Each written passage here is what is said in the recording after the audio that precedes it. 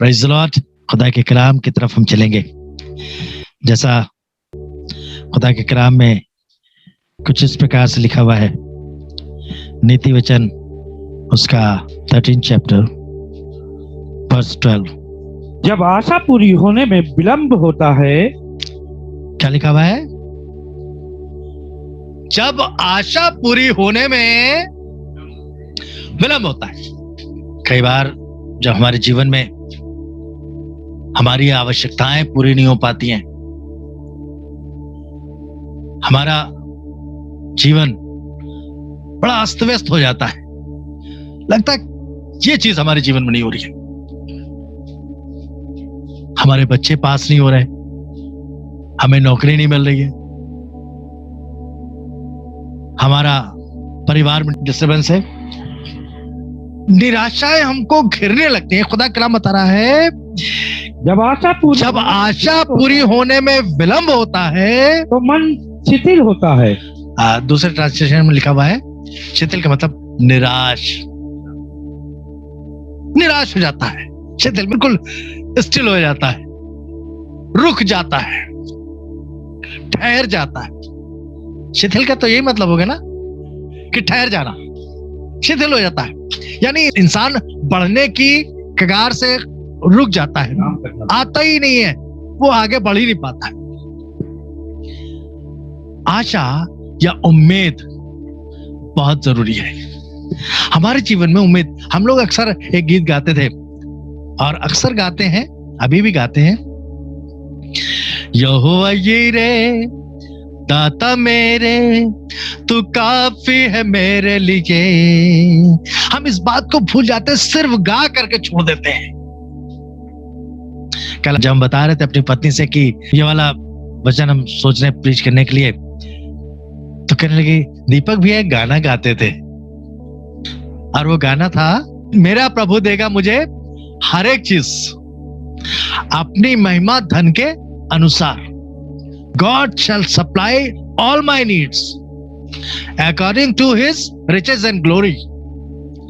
वो अपनी महिमा के अनुसार हमको प्रदान करता है। खुदा के कलाम बता रहा है कि जब आशा पूरी होने में विलंब होता है तो मन शिथिल या निराश हो जाता है। उर्दू में कुछ इस प्रकार से लिखा हुआ है कि इंसान बीमार पड़ जाता है, उसका दिल बीमार हो जाता है। पूरा होने में ताखीर दिल बीमार करती है। क्या बीमार हो जाता है उसका दिल? लेकिन आरजू का पूरा होना, आरजू जब हमारी इच्छाएं पूरी हो जाती हैं, हमारी लालसाएं पूरी हो जाती हैं, हमारी उम्मीदें पूरी हो जाती हैं, तब लिखा हुआ है कि वो आरजू का पूरा होना जी जिंदगी का दरख्त है, जीवन का वृक्ष। हिंदी में क्या लिखा हुआ है? परंतु जब लालसा पूरी होती है, परंतु जब लालसा पूरी होती है तब जीवन का वृक्ष लगता है। अभी भाई सुरेश कह रहे थे कि मेरा मन टूट गया था जब मैं घर गया इनके, और ये बेटी बैठी हुई थी कल्पना, और कह रही थी मैं सुन तो रही हूं पर मेरी समझ में कुछ नहीं आ रहा है, और ये बहुत सी बातें बताने लगी। परमेश्वर ने कहा बस अब मत सुनो। मैंने कहा वहीं रुक जाओ, मैंने वहीं रोक दिया। हमने कहा नहीं, आप कुछ बताने की जरूरत नहीं है, क्योंकि परमेश्वर की उपस्थिति वहां पर जोर कर रही थी। और तब परमेश्वर बताने लगा कि कई बार हमारा मन रुक जाता है। लिखा हुआ है, ये हम भूल जाते हैं कि लिखा हुआ है कि जिनको सिय्योन की सड़कों की रीत सुधी रहती है, क्या ही धन्य है वे पुरुष। वहां पर लिखा हुआ है भजन संहिता 84 और उसकी 5वीं आयत को पढ़ें। भजन संहिता 84 और उसकी 5वीं आयत, तो वहां पर कुछ इस प्रकार से लिखा हुआ है, क्या ही धन्य है वह मनुष्य, क्या ही धन्य है वह मनुष्य जो तुझसे शक्ति पाता है। किससे? परमेश्वर से। हमारा मन जो होता है, हमारी आशा टूट जाती है, हमारी मन बिखर जाता है, हम बहुत बुरी तरह से परेशान हो जाते हैं। कैसे होगा? बीवी बीमार, बच्चे बीमार, पति बीमार, घर में सभी लोग बीमार, पैसे की दिक्कत, कैसे क्या होगा? मन निराश हो जाता है, लगता है इससे अच्छा तो फांसी लगा लो, है मर जाओ, खत्म हो जाए कहानी। इंसान मरने तक की सोच लेता है।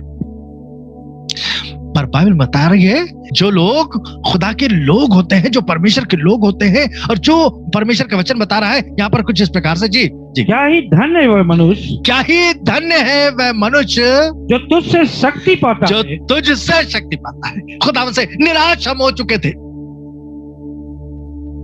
हमारे शक्तिहीन हो चुके थे, हमारा दिल बीमार हो गया था। परमेश्वर के लोगों, निराश कभी मत होइएगा, हताश मत होइएगा, परेशान मत होइएगा।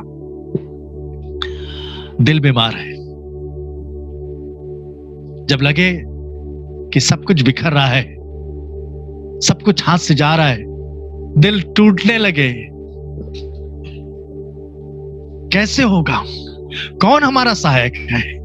एक है जो जीवता परमेश्वर, हमारा प्रभु यीशु मसीह। जब हम निराश हो जाते हैं तो हमारी ताकत बलहीन हो जाते हैं, निराश हो जाते हैं, खत्म हो जाती है ताकत, हम वहीं पर शिथिल हो जाते हैं। क्योंकि अभी पादी दीपक नंदी पढ़ रहे थे कि जब आशा पूरी होने में विलंब होता है तो मन शिथिल हो जाता है। पर उर्दू में लिखा हुआ है कि ताखीर से दिल बीमार हो जाता है। दिल क्या हो जाता है? बीमार हो जाता है। हमें से बहुत से लोग आज दिल के बीमार हैं, और निराशा सबसे खतरनाक चीज है। इंसान को सबसे पीछे ले जाने में उसी का काम है। जहां इंसान निराश हुआ वहां वो पीछे गया, रुक गया, बढ़ नहीं सकता, उसकी उन्नति वहीं पर रुक जाती है। जिस समय वो निराश होता है उसी समय उसकी उन्नति रुक जाती है। खुदा के कलाम बता रहा है, क्योंकि परमेश्वर के लोगों, हमें और आपको क्या ही धन्य है वह व्यक्ति जो यहोवा से शक्ति प्राप्त करता है, जिसको सयोन की सड़कों की सुधि रहती है, वे रोने की तरह वे जाते में उसको सोतों का स्थान बना देते हैं। जब मैं भाई सुरेश से बात कर रहा था और ये बता रहे थे कि मुझे अभी जाना, मेरे पास में अभी फोन आया, तब मैंने ये वाली आयत इनको बताई कि क्या ही धन्य वे व्यक्ति जो यहोवा पर भरोसा रखता है, जिसको सयोन की सड़कों की सुधि रहती है। परमेश्वर उसे शक्ति प्रदान करता है, वह अपनी शक्ति देता है। पढ़े इसमें उर्दू में बड़ा अच्छा लिखा हुआ था, भजन संहिता 84। मुबारक है वह आदमी, मुबारक है वह आदमी, हाँ, जिसकी ताकत तुझसे है, जिसकी ताकत तुझसे है, जिसके दिल में सियोन की शाह राहें हैं। हाँ, क्या बात है, जिसके दिल में सयोन की शाह राहें हैं, जिसके दिल में बसा हुआ है सयोन, जो सयोन की सड़कों की सीधी रखता है, जो सयोन की सड़कों पे चलता है, जो उसके वचन के मुताबिक चलता है। हमारी निराशा आशा में तब्दील हो जाती है, हमारा दुख आनंद में बदल जाता है। अभी एक बहन गवाही दे रही थी, जब उसका फोन मेरे पास में आया, कहने लगे अंकल दुआ कीजिए, उसके पास में बच्चे नहीं है। मैंने कहा ठीक है, खुदा अनुग्रह करेगा। और पता नहीं कैसे मेरे मुंह से निकला कि आने वाले वर्ष में खुदा उसको आशीष देगा। और ठीक 1 साल के बाद उसको बेटे की आशीष हुई, उसको बेटे की बरकत मिलने पाई। क्योंकि मालूम है ये इंसान के वश में नहीं। मैं किसी के लिए दुआ कर रहा था, और जब मैंने दुआ करी तो मेरा मन बड़ा अशांत हो गया, और बड़ा जब मैं अशांत हो गया तो मैं खुदा से कहने लगा, खुदावंद रहम कर, अपने अनुग्रह को कर, अपनी आशीष प्रदान कर। कई बार लगता है कि जब आसमान लोग दुआ करते हैं तो उनको पता चल जाता है कि कोई प्रॉब्लम बहुत ज्यादा बड़ी प्रॉब्लम है। और हम दुआ जब कर रहे थे तो खुदा से मैंने कहा कि खुदावंद रहम कर और इसको आशीष में तब्दील कर दे, इसकी तकलीफें आशीषों में तब्दील हो जाए। और मैं आपको बताना चाहता हूँ, रात में हस्बैंड वाइफ रो रहे थे, पर दिन को उनके जीवन में खुशी थी। Praise the Lord. बाइबल बता रही है, यूहन्ना उसका 16 बाप और उसकी 16वीं आयत को पढ़े। यूहन्ना उसका 16 बाप और उसकी थोड़ी देर में हाँ, तुम मुझे ना देखोगे। यहाँ पर खुदावंद यीशु मसीह से बातचीत हो रही थी, चेलों से, और यीशु मसीह चेलों से कहने लगा कि तुम थोड़ी देर में मुझे ना देखोगे, और फिर थोड़ी देर में मुझे देखोगे। फिर थोड़ी देर में देखोगे। चेले भौचक्के हो गए, परेशान हो गए, कहने लगे ये कौन सी बात है, ये कैसी बात है जो ये कह रहा है कि थोड़ी देर में तुम मुझे देखोगे और फिर थोड़ी देर में तुम मुझे नहीं देखोगे।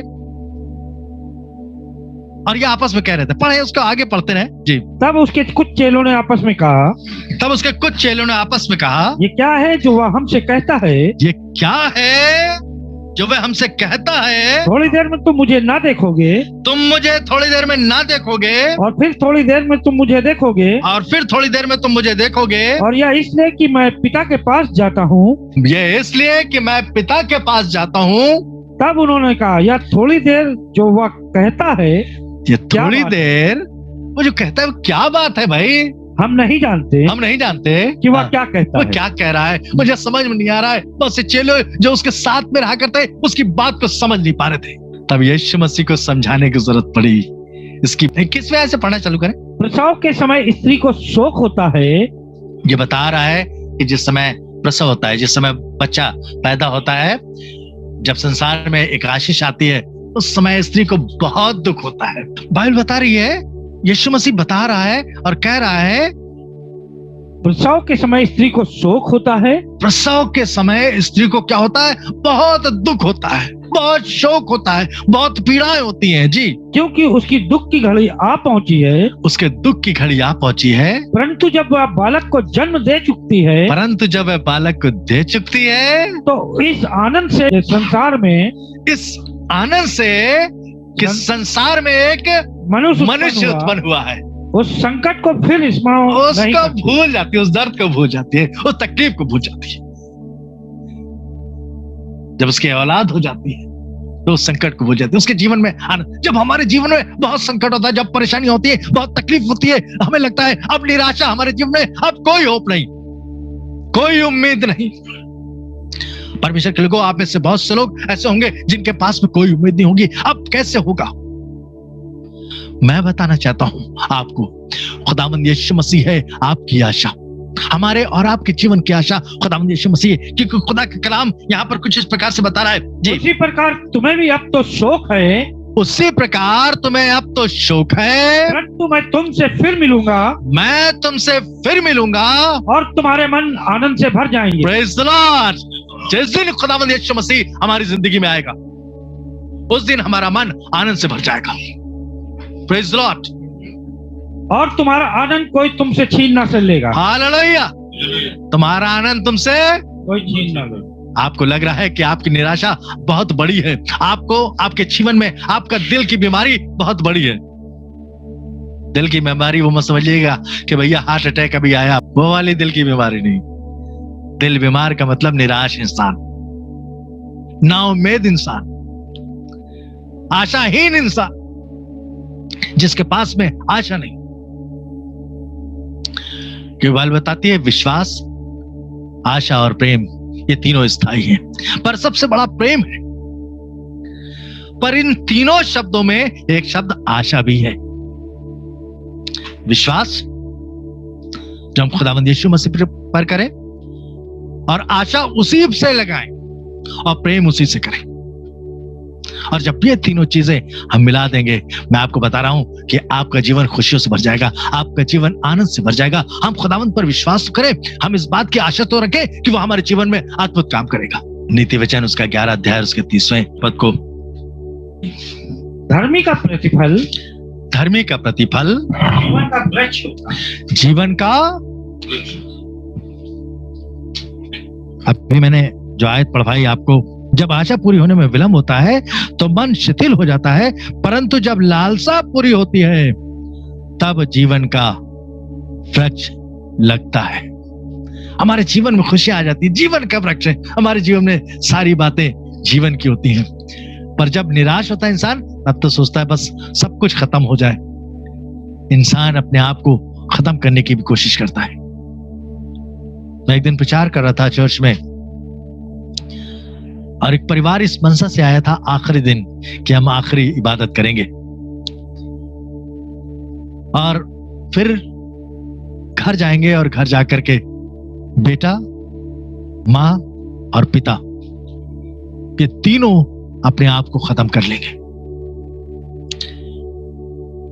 पता नहीं क्या था कि मैं परमेश्वर के वचन को प्रचार कर रहा था, और कोई जीवन की बात के बारे में बता रहा था कि इंसान के जीवन में परमेश्वर ने जीवन दिया है और उसे कोई ले नहीं सकता। पता नहीं क्या हुआ, खुदा ने कैसा अद्भुत काम किया कि उन सब ने अपनी मनसा बदल दी। और उस दिन मुझे लग रहा था कि आज शायद परमेश्वर के वचन मैंने ठीक से प्रचार नहीं किया। आज मुझे लग रहा था कि मैं, और उसी दिन परमेश्वर ने इस कार्य को किया था, क्योंकि परमेश्वर का काम अपनी रीति से करना होता है। हम सोचते हैं अपनी रीति से कि हम सोच रहे हैं हमने ठीक प्रचार नहीं किया, पर जो करना था वो परमेश्वर ने कर दिया। परमेश्वर के लोगों, जब आपको लगे कि आप बहुत निराश हैं, आप बहुत हताश हैं, आपके जीवन में सब कुछ बिखर चुका है, पर मैं आपको बताना चाहता हूं हमारे जीवन में एक आशा है और वो है हमारा खुदावंद यीशु मसीह। उस पर ईमान रखे, उस पर विश्वास रखे और मुझे यकीन है कि आपके जीवन की तमाम निराशाएं दूर हो जाएगी। मैं अभी जा रहा हूं, मुझे तुम अभी देखते हो, फिर बाद में ना देखोगे और फिर तुम मुझे देखोगे। ये कौन सी बात है? जब तुम मुझे देखोगे आनंद से भर जाओगे। जब मैं तुम्हारे जीवन में आ जाऊंगा तब तुम आनंद से भर जाओगे। खुदा के लोगों, जिस दिन खुदावंद यीशु हमारी जिंदगी में आएगा उस दिन हमारा जीवन खुशियों से भर जाएगा, आनंद से भर, प्रेम से भर जाएगा। दाऊद कहने लगा कि मैं सत्यानाश के गड्ढे में था, पर तूने मुझे दलदल से निकाल करके चट्टान पर खड़ा कर दिया। निराशा उसके जीवन में थी। कई बार हमें लगता है कि कैसे क्या होगा। ऐ खुदा के सेवकों, जितने भी यहां पर हैं सब खुदा के सेवक हैं, जितने भी सब सेवक और सेविका हैं। परमेश्वर ने हमें और आपको अपनी आंख की पुतली जाना है। क्या है? उसने हमारे चित्रों को अपनी हथेली पर खोद के बनाया है और उसने कहा और हो गया। नहीं, उसने खोदा है, बनाया है अपने हाथ पर आपके चित्र को और हमारे चित्र। वो कहता है कि तुम मेरी दृष्टि में प्रतिष्ठित और अनमोल हो। मैं तुमसे प्यार करता हूं, कोई करे या ना करे, पर मैं तुमसे प्यार करता हूं। कई बार हमारी निराशा हमको रोक देती है, हमसे कोई प्यार नहीं करता, हमारी कोई सुनता नहीं। अगर पढ़े हमारे लिए भजन संहिता 143 और उसके 7वीं आयत। जी, हे यहोवा, फुर्ती करके मेरी सुन ले, फुर्ती करके मेरी सुन ले, क्योंकि मेरे प्राण निकलने ही पर हैं। इतना निराश, अब तो मेरे प्राण तक निकले जा रहे हैं। दाऊद कह रहा है कि हे परमेश्वर, फुर्ती कर, मेरी जल्दी से सुन ले। हम लोग कई बार घुटनों के बल हो जाते हैं, उपवास करते हैं और तरह तरह से करते हैं, फिर भी खुदा नहीं सुनता। पर घबराइएगा नहीं, वो सुन रहा है, वो हमारी सुन रहा है, पर नियत समय पर, ठीक वक्त पर वह हमको बरकत देगा। Praise the Lord. वो नजरअंदाज नहीं करता, तभी तो वो कहता है तुम मेरी दृष्टि में प्रतिष्ठित और अनमोल हो। एक कहानी बता करके खत्म करूंगा धर्मशास्त्र बाइबल से, और कहानी है वो सारा की। उत्पत्ति उसका 21वां अध्याय और 2री आयत से पढ़ना शुरू करें। सारा अब्राहम से गर्भवती हुई। मैं बताना ये मांग रहा हूं कि अब्राहम और सारा के बारे में आप सभी जानते हैं। सारा कितनी निराश होगी इस वक्त। हाजिरा से जब संतान पैदा हो गई तब वो उसको चिढ़ाने लगी, सारा को तरह तरह से उसको बुरी बुरी बातें बोलने लगी। पर हुआ क्या? ये बहुत निराश थी, पर परमेश्वर ने छोड़ नहीं दिया था। 75 साल की उम्र, 75 साल की उम्र में जब इब्राहिम 75 साल का था तब फरिश्ता आया और आकर कहने लगा कि मैं तुम्हें आशीषित करूंगा, तुम्हें बरकत दूंगा और तुम्हारे यहां संतान होगी। और वो कह के चला गया।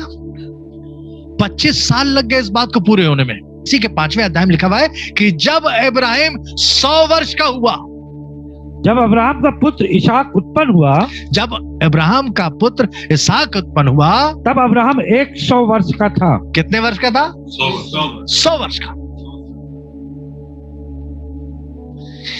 जिसके कोई उम्मीद नहीं, क्योंकि अगर दूसरी आयत से पढ़ना चालू करें तो सारा बता रही है इस बात को कह रही है। जी, सारा अब्राहम से गर्भवती हुई। सारा अब्राहम से गर्भवती हुई और उसके बुढ़ापे में उसे नियुक्त समय पर जो परमेश्वर क्या कह रही है? वो कह रही है उसके बुढ़ापे में। उसके बुढ़ापे में उसको उसी नियुक्ति समय पर एक नियुक्त समय था, उस समय पर जो परमेश्वर ने उससे ठहराया था, जो परमेश्वर ने उसे ठहराया था, एक पुत्र उत्पन्न हुआ। एक पुत्र उत्पन्न हुआ। अब्राहम ने अपने उस पुत्र का नाम, अब्राहम ने अपने उस पुत्र का नाम जो सारा से उत्पन्न हुआ था, जो सारा से उत्पन्न हुआ था, इसहाक रखा। इसहाक रखा। और जब उसका पुत्र इसहाक 8 दिन का हुआ, जी, अक्सर हम लोग छठियां मनाते हैं। छठी मनाने की जरूरत नहीं है, 8वां दिन मनाने की जरूरत है। जब यीशु 8 दिन का हुआ तब यीशु का खतना हुआ और उसका नामकरण हुआ। अष्टमी मनाया, यीशु मसीह जब 8 दिन का हुआ तब उसका नामकरण हुआ। उसका नाम यीशु रखा गया। 25 तारीख को पैदा हुआ, 1 तारीख को उसका नामकरण हुआ, 1 जनवरी को उसका नामकरण हुआ। मैं सिर्फ इतना बताना चाहता हूं कि अगर हम निराश होते हैं तो हमें निराश होने की जरूरत नहीं। इब्राहिम और सारा आपके और हमारे जीवन के लिए एक उत्तम आशा है, और वो उत्तम आशा ये है कि उसने ऐसे कार्यों को किया, परमेश्वर ने ऐसे कार्यों को किया कि उनके बुढ़ापे में उनको संतान दे दी। मरी हुई दशा में, लिखा हुआ है सारा की मरी हुई दशा थी, उस दशा में उसको जीवन प्रदान किया और उसके जीवन में एक और जीवन पैदा हुआ, एक मनुष्य पैदा हुआ। परमेश्वर के लोगों, अगर आपका जीवन नष्ट हो रहा है, आपको लग रहा है कि आपके जीवन में निराशा है, आपका मन हताश हो चुका है, आप सोच रहे हैं कि अब ये बीमारी हमसे दूर नहीं होगी, अब ये परेशानी हमसे दूर नहीं होगी, अब हमको हमारी नौकरी नहीं लगेगी, अब हमारी शादी नहीं होगी, अब हमारे बच्चों का क्या होगा, मैं आपको बताना चाहता हूं ये सब सोचने की आवश्यकता नहीं। सिर्फ इतना सोचिए और इतना जानिए कि खुदावंद यीशु मसीह हमारे लिए सब कुछ करने में काबिल है। उस परमेश्वर से प्रार्थना करें और खुदा से कहें, खुदावंद हम पर दया कर, हम पर अनुग्रह कर और अपनी आशीष प्रदान कर।